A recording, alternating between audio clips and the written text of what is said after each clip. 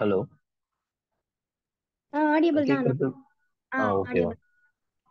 Okay. First good morning to all everyone. Okay.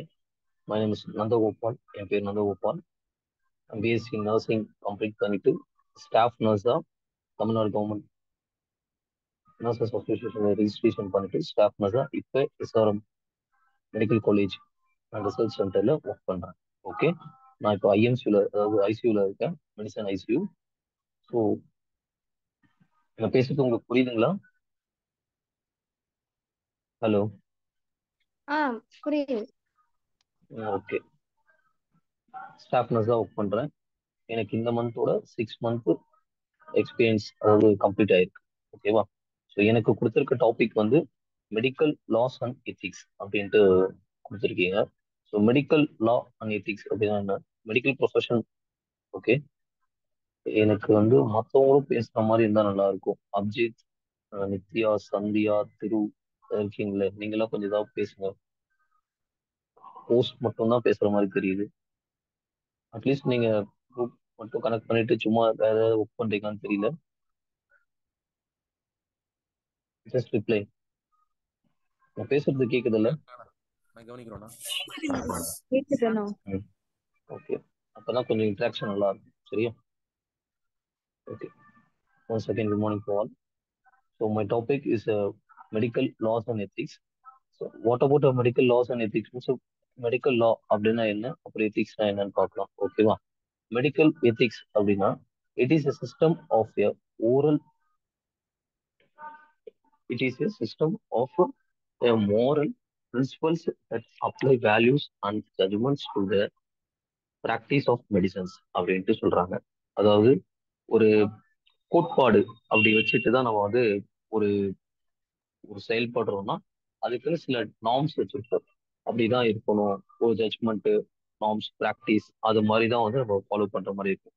இப்போ இதுல வந்து எப்படி இருக்குன்னு பார்த்தா ஒரு டிசிப்ளின் இப்படிதான் இருக்கும். ஒரு ஃபார்மல் படி அப்படின்னா history, philosophy, theology and sociology இந்த மெடிக்கல் லாஸை வந்து எப்போ எப்படி கொண்டு வந்தாங்கன்றத பார்க்கலாம். ஓகே. ஹிப்போக்ரட்ஸ் எல்லாருக்கும் ஹிப்போக்ரட்ஸ் பத்தி தெரியும்ல? I'm audible? ஹலோ. கேள்விப்பட்டிருப்போம், ஆனா சரியா தெரியல. Is a father of medicine. Okay. Is a father of modern medicine. அவர் தான் நம்ம யூஸ் பண்ற இந்த ஆங்கில வழி மருத்துவம் சொல்றோம்ல, அதுக்கான தந்தை அப்படின்னு சொல்றாங்க. அவருடைய வாழ் நாட்கள் பொறுத்தவரை பார்த்தீங்கன்னா எப்போ வாழ்ந்தாருன்னா ஒரு பிசி, அதாவது பிஃபோர் கிரைஸ்ட், கிறிஸ்து பிறப்பதற்கு முன்காலங்கள்ல வந்து பிறந்த மாதிரி சொல்றாங்க. 460 இருந்து 377 அந்த காலகட்டங்களில் அவர் வாழ்ந்திருக்காரு. ஓகேங்களா? அப்போ அவர் தான் வந்து இந்த ஆங்கில மருத்துவத்துக்கான தந்தை அப்படின்னு சொல்லலாம். அப்புறம் அந்த டைம்ல வந்து அவரால் இயற்றப்பட்ட இந்த லாஸ் அண்ட் எத்திக்ஸ் தான் வந்து கொண்டு வரப்பட்டது. 1970ஆம் ஆண்டுலையும் அப்புறம் 2013 1970ஸ்லையும் அப்புறம் 2013ல வந்து அதை மாடிஃபை பண்ணி கொண்டு வந்திருக்காங்க.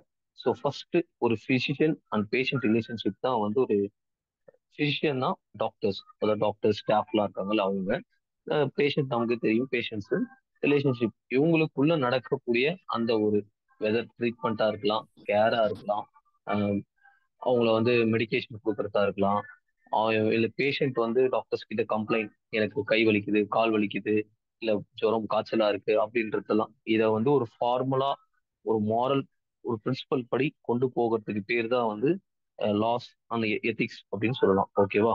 இது வரைக்கும் புரியுதா? புரியுதுண்ணா, புரியுது. ஓகே. தேங்க்யூ.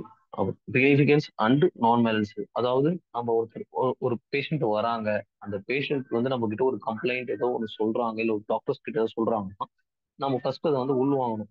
ஓ, உங்களுக்கு கை வலிக்குது, கால் வலிக்குது, இல்லை தலை வலிக்குதுன்றத வந்து நம்ம ஃபர்ஸ்ட் கொண்டு நம்மள அக்செப்ட் பண்ணிட்டு அதை வந்து ஓகே இதெல்லாம் வலிக்குது அப்படி அந்த மாதிரி கேர்லெஸ் இல்லாம பார்த்துக்கணும். அதுதான் ஃபர்ஸ்ட் ஸ்டெப். ஓகே. 1970ஸ்ல வந்து இன்விட்ரோ ஃபர்டிலைசேஷன், ஐவிஎஃப்ன்ற ஒரு தெரப்பியை வந்து ஃபர்ஸ்ட் கொண்டு வராங்க. ஹெல்சின் டிக்ளரேஷன் டு 1964ல the protection of human subjects and ethics committees அப்படின்னு, அதாவது ஒரு நம்ம எல்லாம் ஹாஸ்பிட்டல்ஸ்க்கு எதுக்கு போறோம்னா ஒரு ஹியூமனிட்டியா நமக்கு நல்ல ட்ரீட்மெண்ட் ஆயிட்டு வெளியில வரணும். அதுதான் நம்ம உடம்பு காய்ச்சலா போறோம்னா அந்த காய்ச்சல் குணமாகிட்டு நல்லா வரணுன்றதுக்காக தான் நம்ம வந்து ஹாஸ்பிட்டல்ஸ்க்கு போவோம். ஸோ அந்த மாதிரி போறவங்க கிட்ட வந்து ஒரு கரெக்டா நம்ம ஒரு பேஷண்ட் வராங்கன்னா அந்த பேஷண்ட்டை எப்படி அவங்க நடத்தணுன்றது ஒரு வரைமுறை இருக்கு பாத்தீங்களா. இதுதான் வந்து அந்த எத்திக்ஸ் அப்படின்னு சொல்றாங்க. Inform consent. இப்ப நீங்க ஒரு ஊசி போறோம்னா கூட ஃபர்ஸ்ட் பேஷண்ட் கிட்ட நம்ம வந்து சொல்லணும். 2 தடவை இன்ஃபார்ம் பண்ணணும். இப்ப நீங்க இந்த மருந்து இதுக்கு பயன்படுது. இந்த மருந்து ஊசி போடுறோம். இந்த இடத்துல தான் ஊசி போடுறோம். கொஞ்சம் வலிக்கும். இடுப்பு லூஸ் பண்ணுங்க. நீங்க வந்து வெதர் ஐஎம் இன்ட்ராமஸ்குலர் அந்த ஏரியால போட்டாலும் சரி, கையில போட்டாலும் சரி, எங்கேயாவது போட்டாலும் ஊசி போடுறோம், வலிக்கும், கொஞ்சம் ஒரு நிமிஷம் அந்த மாதிரி நம்ம இன்ஃபார்ம் பண்ணிடுறோம் பத்தி. அதுதான் வந்து இன்ஃபார்ம் கன்சென்ட் அப்படின்ட்டு சொல்லுவாங்க. அப்புறம் வந்து GMC, good medical practice, GMP அப்படின்னு சொல்லுவோம். குட் மெடிக்கல் ப்ராக்டிஸ் 2013 நான் சொன்னேன்ல. மொத்தம் இந்த இயர் மட்டும் நல்லா வச்சுக்கோங்க தேவைப்படக்குள்ள. எத்திக்ஸ் வந்து எப்பப்பெல்லாம் கொண்டு வந்தாங்க பார்த்தா 1970s ஒன்று, 2013 வந்து 2 தடவை அதை ஃபார்முலேட் பண்ணியிருக்காங்க. ஸோ 2013 அதைப்படி தான் நம்ம வந்து இப்போ வரைக்கும் நம்ம நடைமுறைப்படுத்திட்டு இருக்கோம். லாஸ்ட் ஒரு 12 இயர்ஸ் பேக் பண்ண ஃபார்முலேஷனை தான் வந்து நம்ம இப்போ வந்து நடைமுறைப்படுத்திட்டு இருக்கோம். குட் மெடிக்கல் ப்ராக்டிஸ் அப்படின்ற டைம்ல வந்து ஃபோக்கஸ் பண்ணியிருக்காங்க. ஸோ இது essential rules for the international health organisations அப்படின்ட்டு சொல்றாங்க.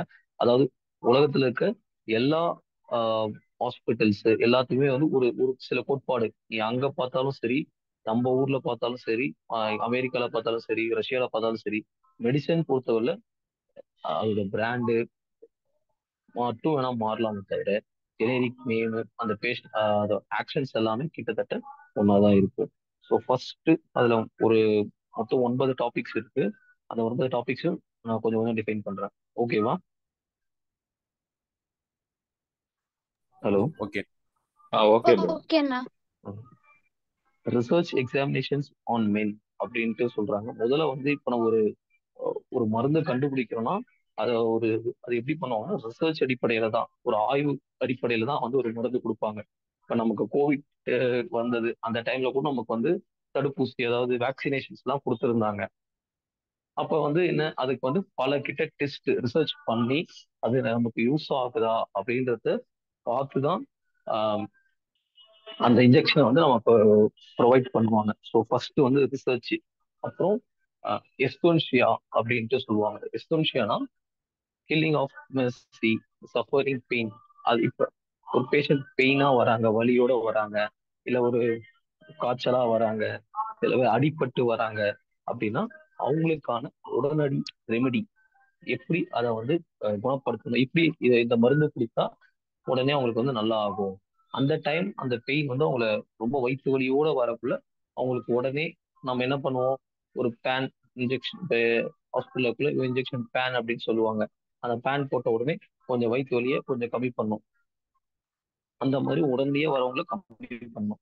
அதுக்கடுத்து டிரான்ஸ்பிளான்டேஷன். டிரான்ஸ்பிளான்டேஷன் பத்தி எல்லாருக்கும் தெரியும்ல.